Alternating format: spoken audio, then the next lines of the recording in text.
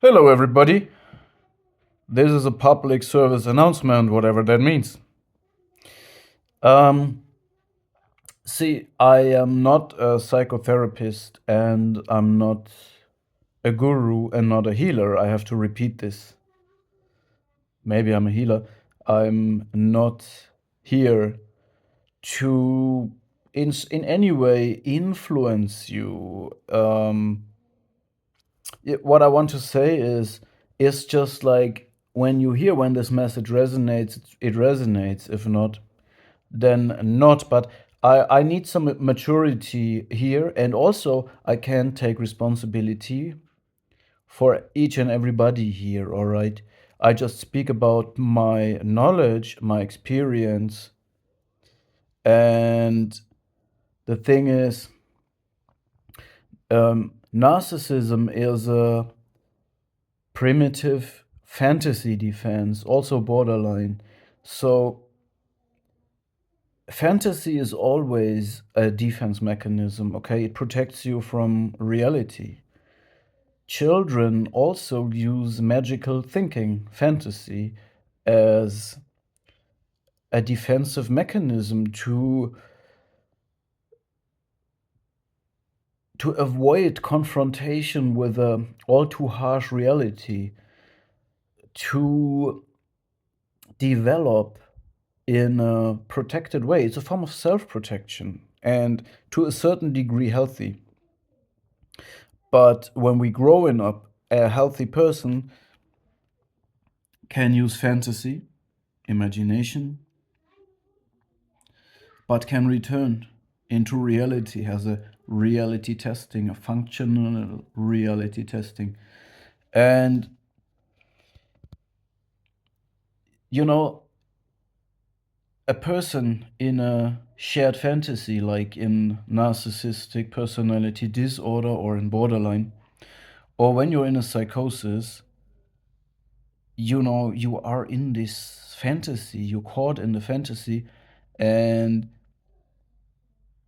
it's a dangerous state to be in, and it's a dangerous state to get out of it. And then you need a therapist or external help, maybe medication. I don't know. It's not my special area, and it's not my. That's not. That's not why I'm here to. I'm here to to help myself and other people to make sense what is happening to them. You know, because narcissism and borderline and whatever, all this is counterintuitive to a healthy person. We have to say it as it is. It's counterintuitive, okay? And to understand it, we need to understand the fantasy defense as well. How it works, In the fantasy, mother is good. In the fantasy, a person can be invulnerable. In a fantasy, everything is good. The world is good. Everything is fine. The person is omniscient, omnipotent.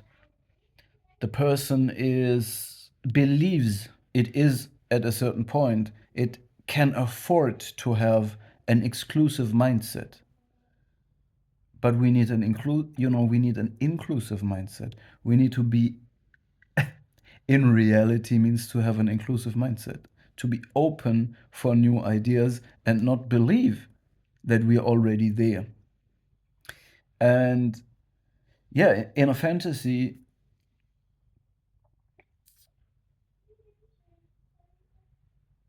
these a human being protects itself from reality, from a harsh reality. And I believe that when you go through intense abuse, and this is what I know, when you go through intense abuse, this is knowledge. This is knowledge from the from the internet, from books, that abuse, especially narcissistic abuse, can create CPTSD symptoms. So it creates CPTSD, and a CPTSD person can almost not be distinguished from borderline or narcissism. In other words, Sick people create turbulence and pain and change in the psyche of other people. It metastasizes, okay? But an abused person can heal. Narcissist can arguably not heal, but that's again not my area. I'm not a psychotherapist, I'm not a psychology professor. Okay?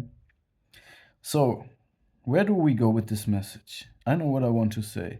I want to say that everybody must take care of his own health.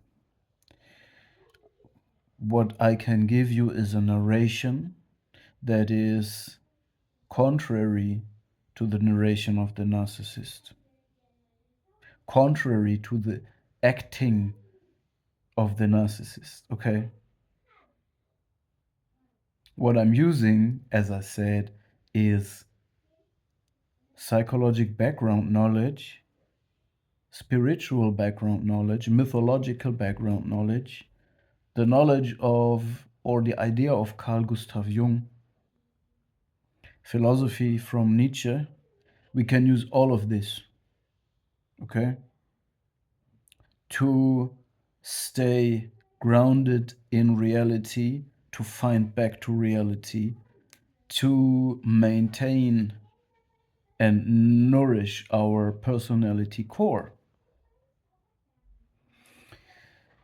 On the other hand, I believe that person who comes from this abuse can also flee into another fantasy defense, into a psychosis. In other words, naturally, this topic could attract people or will attract people who struggle. The people may struggle with the initial personality disorder, which is it's a tragedy. It's a tragedy to understand what makes people do this last line of defense, this step, okay? Because it's a devastating step for the person to do this. You know, the grandiose self and losing contact to positive emotions and losing contact to the personality core through a fantasy defense reaction, okay? Triggered through childhood trauma. This is absolutely a tragedy.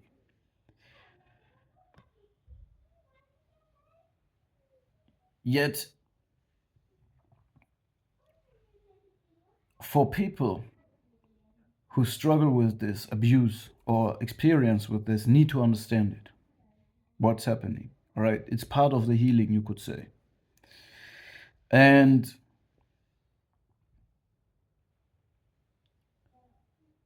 reality can be devastating for people in who are deep in a fantasy. Imagine there's a person that is only regulated through fantasy. By the way, the shared fantasy, this defensive fantasy, the borderliner and the narcissist and the psychotic person lives in, is connected with external regulation. Because whoever is attacking this fantasy, whoever confronts it with reality, is perceived as a threat. This is why external regulation means they need to mold their environment, their exterior. People are not allowed to speak free. There is no free speech in the narcissistic cult. There is no free expression of emotion.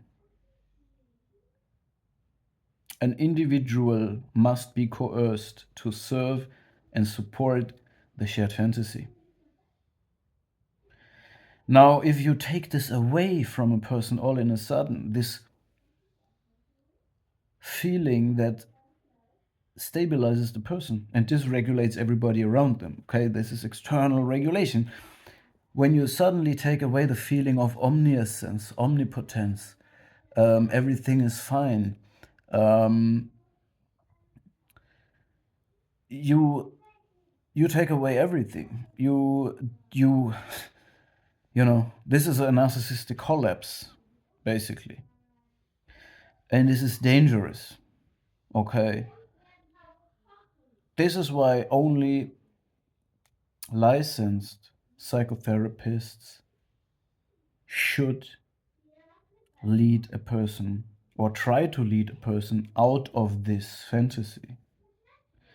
A person that is confronted with this situation is could will become depressive, rageful, acting out, dysregulated completely, suicidal, you name it. All right. So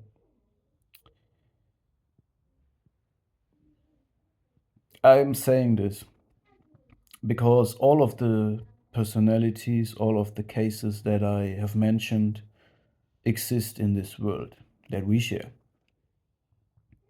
And each one, you know, the nature of a person that lives in a delusion is that they don't know that they live in a delusion.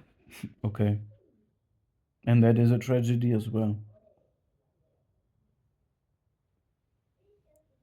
But if you force them to look in the mirror the way they are, and in some way take away every external validation, and if you would do this and force them in the cold water of reality out of this artificial environment, this mother's womb, this comfortable warm water bath, this absence of all responsibility and accountability, this infantile state, if you take this away, the person is devastated. It's the most traumatic experience ever. So I can't do this. It's not my thing. All right. I talk to people with functional reality testing. I talk to people um, who can use my message. That's it. If my message resonates with what you know, if my message resonates with you, it's fine. If not, then that's okay too, right? I'm not trying to change anyone. I'm just offering my insights, my ideas, my content. That's it. All right. So stay blessed, and that's the message. That's the message.